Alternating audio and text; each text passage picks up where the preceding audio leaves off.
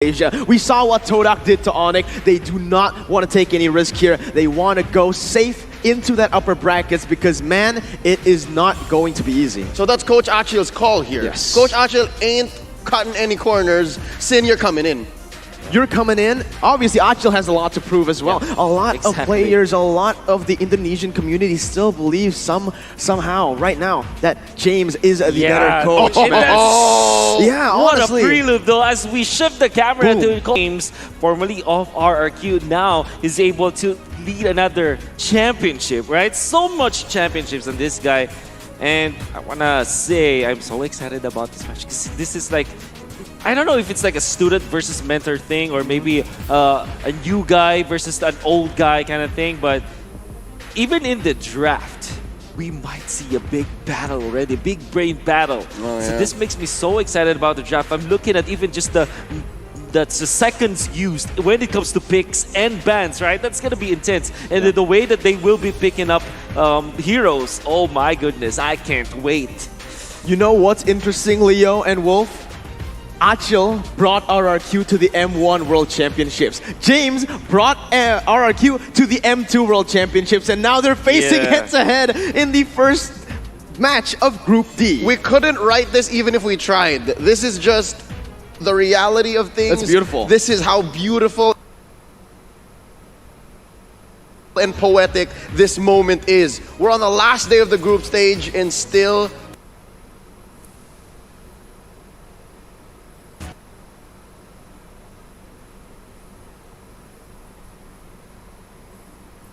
stories, fantasies, epics are being written, and I can't believe that we're able to do it in under 20 minutes. Like, can you believe how significant and important the best of ones are? Again, not only are they just equalizers, but they're also wake-up calls to teams who might have those small little calibration issues that like, oh, if I lost the best of one, that's more than just a comeback. It's something that we have to address in the group stage and the playoffs. Yeah. We can now see the members of RRQ. What I'm excited about is you mentioned about this, about Sin. Because when we talk about this guy, instead of like playing Skylar, and it was a decision, I do agree with Mirko, where Sin has more, I'd say more experience to him, but more importantly, the Sin and Vin connection that we saw from the past World Championships and of course in the MPL. What also really hypes me about RRQ, man, Albert. I do wish that Albert will get his hands on a good assassin, maybe the Ling or the Hayabusa. Knowing James, however, they will not let that happen. I think James knows RQ too well, but maybe a Lancelot can come in. Maybe somewhere along the lines of a Yi Sin as well. I mean, Albert is not too shabby with that hero too. So with RRQ, we're talking about how good they are mechanically speaking and how that was their bread and butter for the past few MPL seasons. Hopefully, that will not change this time. I don't want to see a macro-based gameplay from RRQ. I want to see them like hit heroes and teamfight always. I want to see them be aggressive this time. There's something with the analyst chair, bro. You get aggressively demanding about what these teams start to play. LaFell was the World Championship. I want to see. I bought a ticket to here. I'm just kidding. We flew out. We flew out to Singapore to watch it. Absolutely. Right? But if you guys want to watch this absolute banger game, go ahead and catch the M3 World Championships live on MeWatch from the 6th to the 19th of December and win various in-game rewards while doing that. So what are you waiting for? Switch on to MeWatch right now. Join us as SMG face off against RRQ Hoshi. Now, I do want to talk about that. You kind of poked it a little bit. Albert is the guy you want to put your eyes to. This guy, he got two savages in MPL Indonesia on the Roger. We saw it on the Lancelot as well. Back in Season 7, we saw it on the Ling. Basically, practically 1v5ing alter ego, all right? This man is worthy of the M3 stage. He is worthy of every single stage, but we'll see how James drafts against them. In MPLI, James actually let that Ling go. We saw how that turned out. Not the outcome anyone would have would expect. If you're an SMG fan, you're like, I think just ban 3 heroes to Albert. Yeah, personally, I'm over the fact that MPLI wasn't a good way to measure Team SMG's potential. Absolutely. We have to accept that. And now this Team SMG, again led by this man on screen, that's Coach James. He's going to make different calls now. He's going to make different decisions. And on the battlefield, even before the draft starts, I think he's going to want to equip His players make sure Sasa gets his hands on those yummy marksmen now.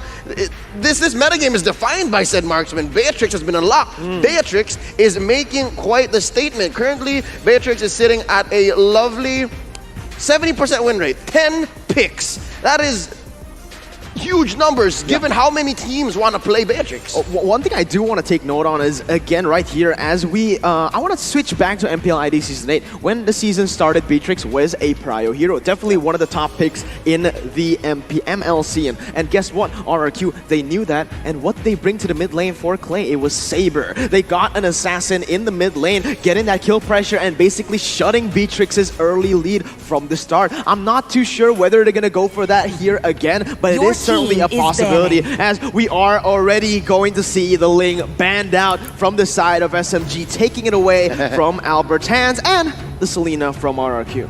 Yeah.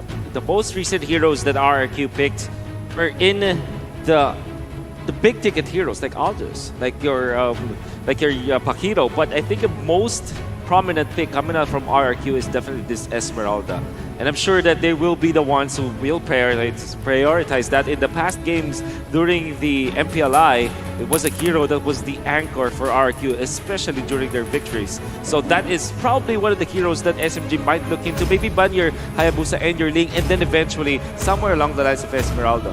Yeah, they can kind of open it. They can play with it. You can still try to Your prioritize team those is heroes banning. like Beatrix, those heroes like Matilda, Yeah. and then trade off for the aforementioned other hot picks. Exactly. Your And I team think this is will be a banning. high probability, because banning the Nathan almost signals to me that you're going to pick either Esmeralda or something along the lines of an Alice. But yeah, I think that Esmeralda is maybe a third pick for RQ.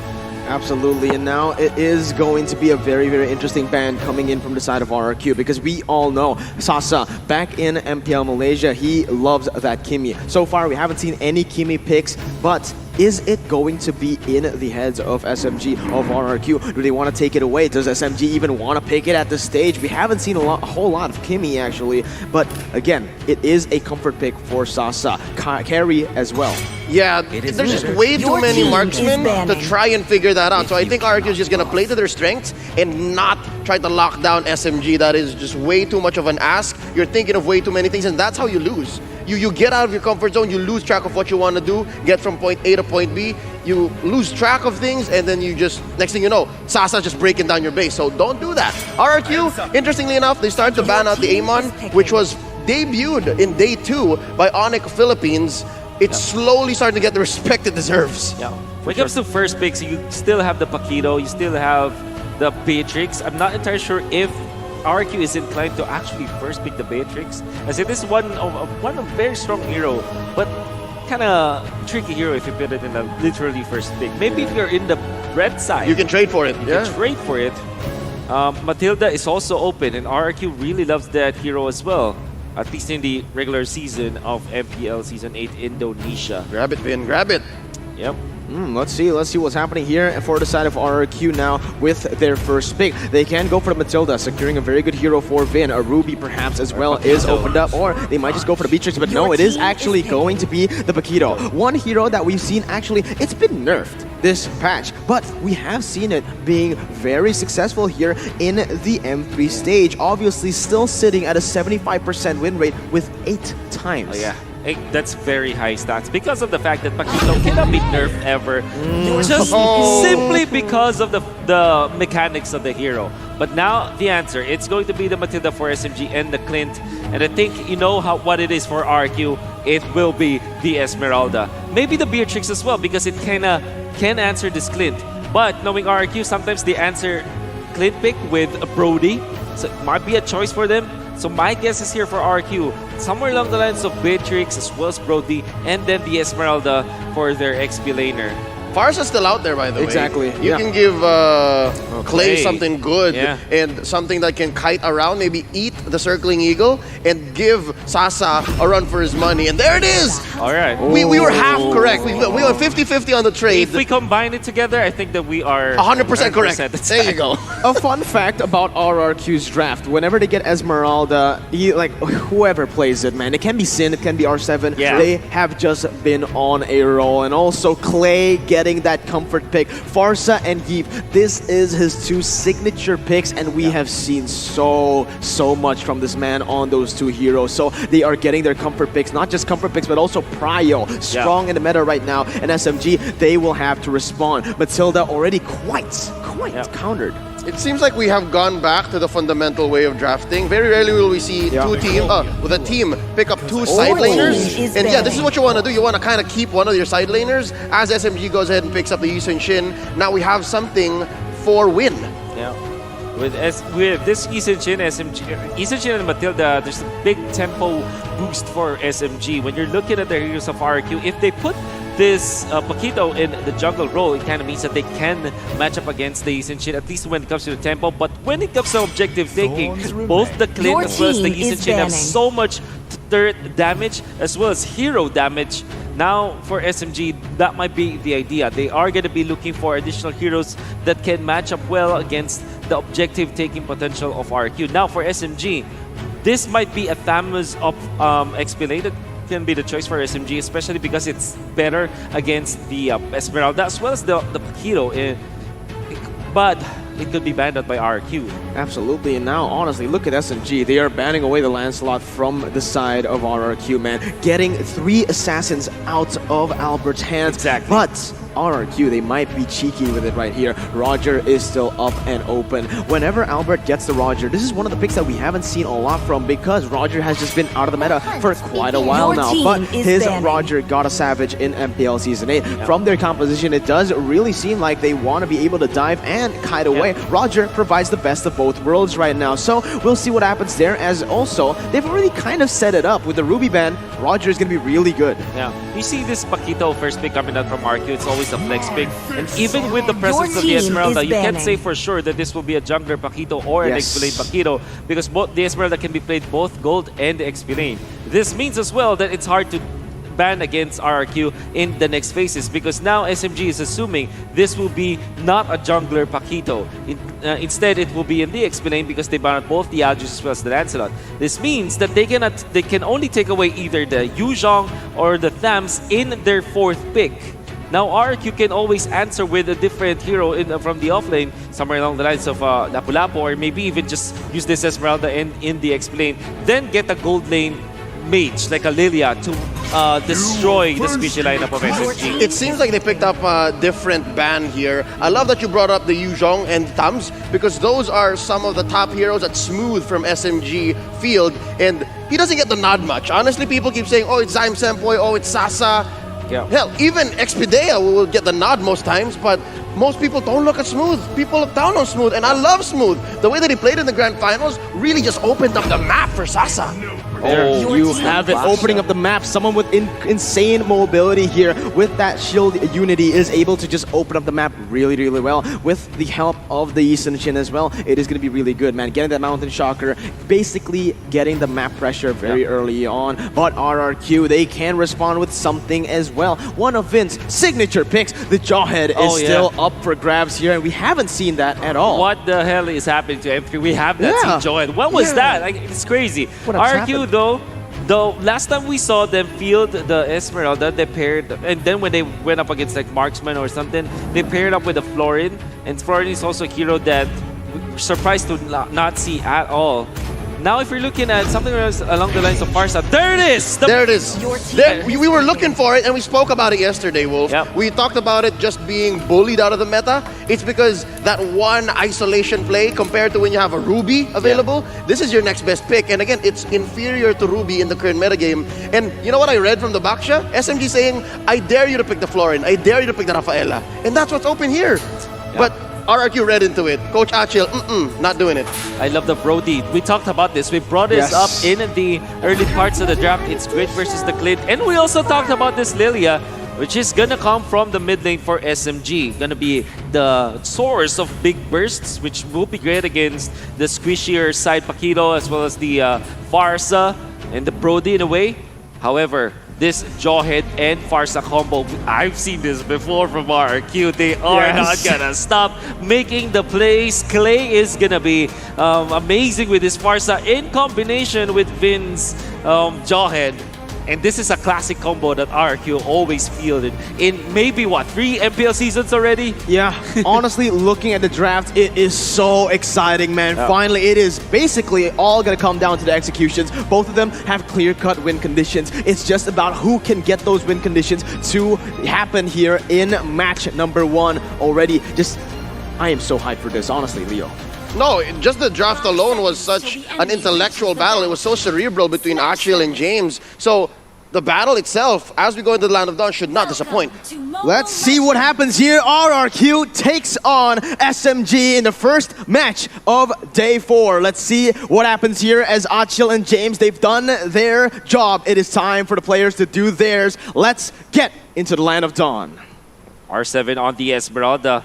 Going up against the Baksha, obviously not the matchup that you want, but at least R7 will have this avarice up because of the fact that Baksha is melee anyways. You can see like the Joy just making sure that he will take out the Grammar, so this is a steal from RRQ Hoshi. Yeah, RRQ already making moves here on the map. It is going to be the little Wanderer actually taken away by Vin. Vin going in very aggressively, but wait a minute. It might be disastrous here for the side of RRQ. They've had to use that flicker early on. It is going to be a resource burnt away. They get the little Wanderer out of there, but it is still SMG right now leading in terms of that map pressure. And that's what you lose out on the Jawhead with. We saw this in the various MPL regions. If you're not snowballing, if you're not owning as the Jawhead, you kind of just need that one window, and you're not going to get that window in the first 2 minutes of the game.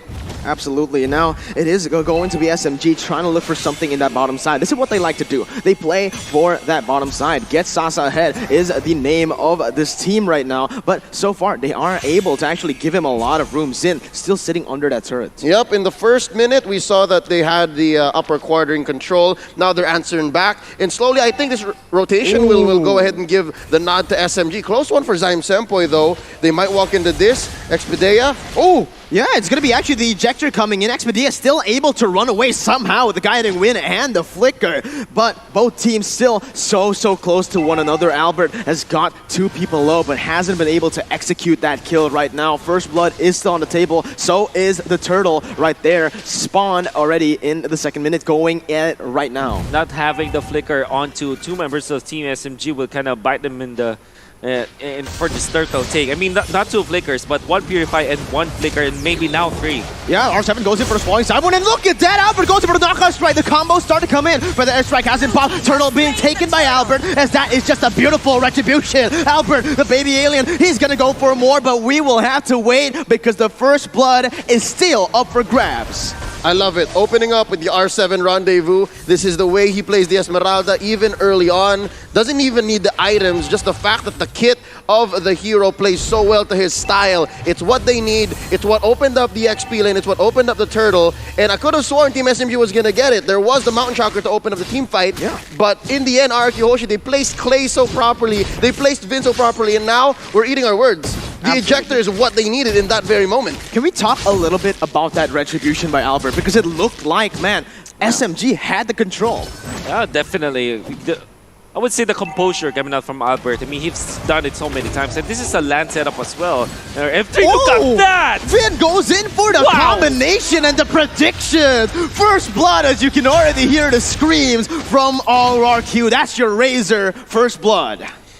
I could have sworn that he might be even faster than what Team SMG had to react to. I mean, he was way ahead, maybe 3 steps ahead of that. Using the ultimate first, the Unstoppable Force, he knows that the flicker will come in, and even through the turret aggro, he went in. Absolutely, Albert already forcing Zaim Sempoy to use that black shoes. Just pure aggression. This is RRQ Hoshi's playstyle. All they want to do is keep banging on your door, and certainly this is what they're doing. I'd suggest for Team SMG, if they're feeling that there's like too much pressure and they're not ready to take fights yet, play to that strength. Get away from it. Use Expedia to face check. Use the Mount Shocker defensively. Because if not, they're going to keep walking into Vin. They're going to keep walking into R7. And right now, this is step 1. Smooth, isolate R7. Smooth, go ahead, do some face checking yourself. Use that Baksha rollout, unite, and make sure that there's nobody lurking, nobody making Win's life difficult. And the one thing that Team SMB can hold on for this early game, the one thing they can say that's good is Sasa hasn't died yet. Sasa could have been so disastrous for Sasa if Vin just keep pulling those Ultra Instinct ejectors, because they don't even need to use the flicker. Yeah, but you can see the setup from RRQ. They're a completely different beast to what we saw from Season 8, from MPLI. Usually, they're just going guns blazing. They don't really think much of what they're doing. They rely on their mechanics, but they have fixed all of those mistakes. You can see the turtle. Second turtle being picked up. Nothing lost at all. They will be able to trade the bottom side, but look at that. It's going to be Win. No, in his own jungle. Gets invaded, and Albert comes in for the kill. Smooth now trying to recover for his team, but RRQ, they simply have too much power, too much sustain, and too much damage in that top side. As Finn goes in for the onslaught force to the backside, ejector comes in as well. Sasa is gonna go falling down, but wait a minute, he's going to go and outplay Sin and Finn. Sasa! What the heck was that, man? Sasa has shown himself. He falls just almost immediately, but still the outplay, that very one, that moment, oh! That was amazing. But however, RQ will still get more. So they want to go for Expedite this time, but Albert might bit him off more than he could chew. Is really taking advantage of this turtle buff, but which is, by the way, super underrated on the jungler Paquito. With so much burst and nukes from the physical department that you can get from the Paquito, it is even more amplified with that bonus that you get out of the turtle. But look at that, Sasa flickering in forward and gets the entangle as well. My God. What a series of events for SMG. However, it was put to a stop by Clay. Honestly, that was beautiful there, man. He played with the vision. He went into that bush, but Expedia now, he's going to go use Circle Eagle, but it's actually going to be Zin bringing them back onto the turret, and Expedia will lose a lot of HP. This is the time for Araki Hoshi to maybe look for something in that top side. You can see that they did the switch now. R7 and Smooth down on bottom. They understand that for Sasa to get some farm, you need to switch it up. You need to give the firepower over here to Team SMG to try to get at least one more turtle for SMG before we go into Lord timers. And the thing is, Expedite shouldn't have done that. I think that was very risky. They just made the call at the last moment to say, okay, Vin might be here, and there he is indeed, actually. Yeah, Expedite gets caught out right there. There's already 2 ultimates being burnt out for the side of RRQ as SMG. They might look to collapse, but look at the damage coming in. Albert completely just removes Zyme Senpoi out of the game, and Sasa's next. Albert, the baby alien, he's looking for the triple kill, goes in under turret to pick it up. Oh my God, SMG, there's nowhere to go. Maniac for the baby alien, holy. Albert is putting a show, and we've used this term before. This is a seminar, this is a clinic.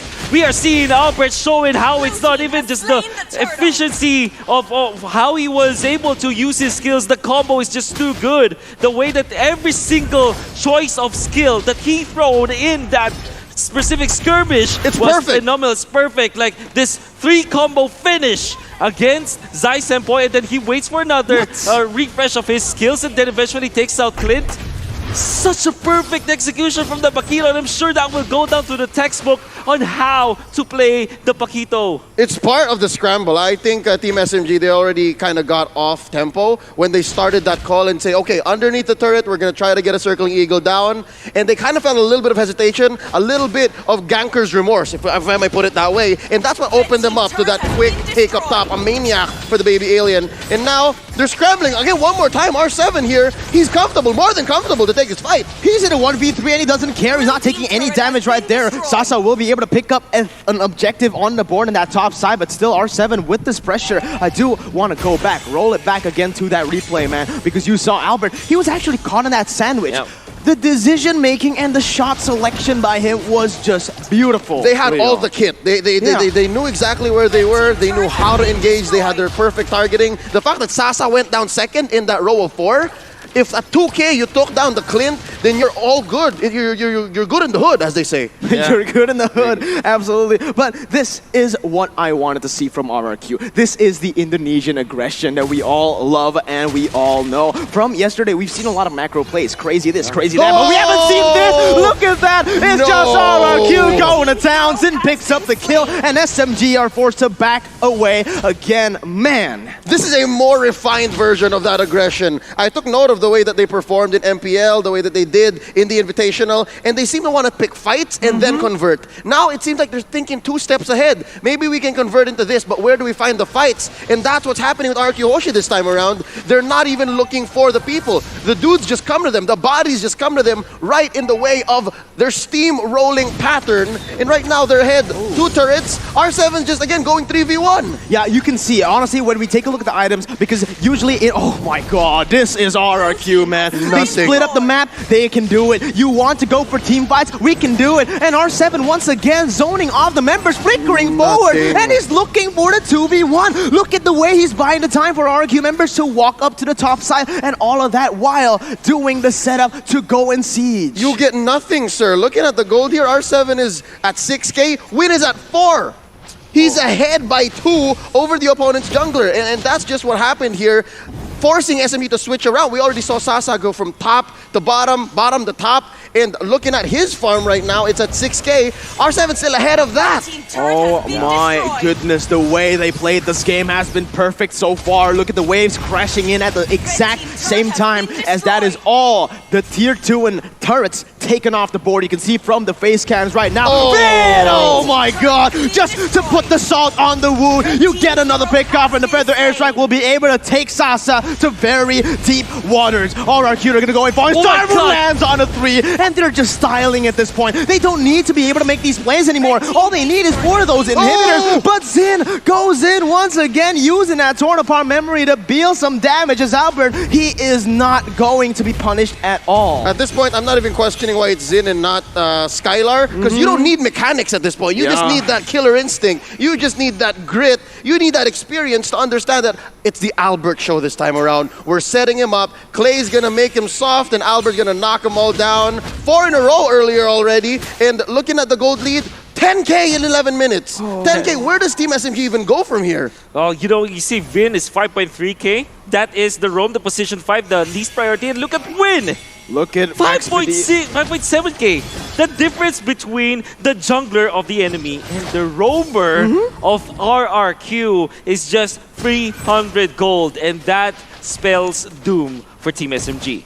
That is insane. If you look at it, 11 minutes and you're able to build this much of a gold lead already, only losing 1 turret, by the way. There's too much on the back of the lone cowboy here. I know that one key for Team SMG to get back is to make Sasa a threat, to give Sasa a chance to hit those free hits and then get the burst on to Clay or even Xin.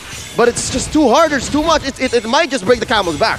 Yeah, you can see the positioning as well from the side of RRQ, man. They played really, really smart. They know that they are, they freeze the waves, right? And they put someone in their bushes in the enemy jungle, waiting for someone to just overstep a bit. You can see though, SMG, they know how to do this. You saw that whoever gets caught, usually it is mostly Expedia. With 4 deaths, he is doing what a roamer should do in a losing match.